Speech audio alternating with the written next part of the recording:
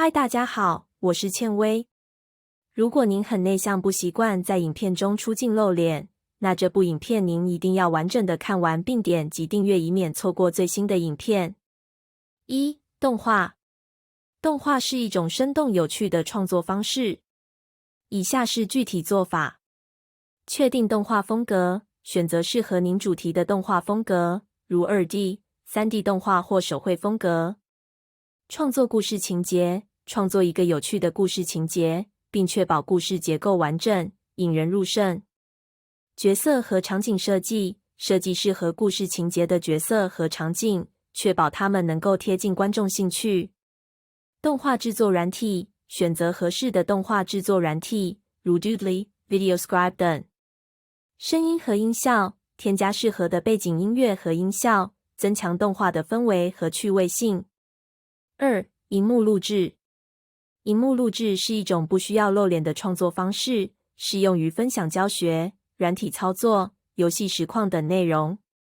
具体做法包括：选择适合的主题，如教学示范、软体教程或专业知识分享。准备好录制软体，如 FoamPod 等。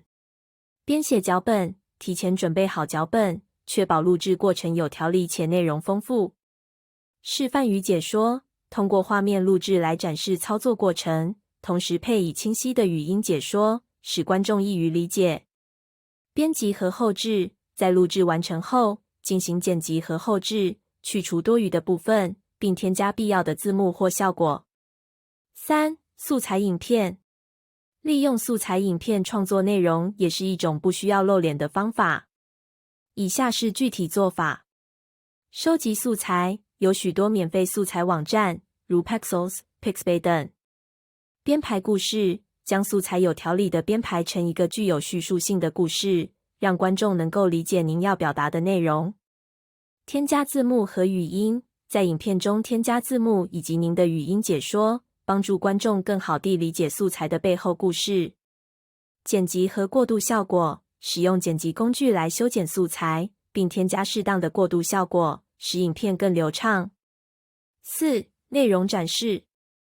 在影片中通过视觉方式展示内容，而无需露脸。以下是具体做法：使用示范实例，展示具体的示范实例，以图像、视频片段等方式呈现，使观众能够理解您要分享的内容。如产品开箱影片。使用图表等视觉元素来解释复杂的概念，使观众更易于理解。文字和语音结合，在视觉展示的基础上，添加文字说明或语音解说，加强观众对内容的理解。虚拟主播或虚拟教师。利用虚拟角色来呈现内容是一种创新的方式。以下是具体做法：虚拟角色创建一个虚拟角色，可以是 3D 模型、2D 插图或虚拟人物。设计角色特点，设计角色的外貌、性格特点，确保它能够吸引观众并代表您的内容。动作和表情设计，添加动作和表情，使虚拟角色更具生动性，可以传达情感和教学内容。配音，让您的虚拟主播能够开口说话。如利用 DID 软体，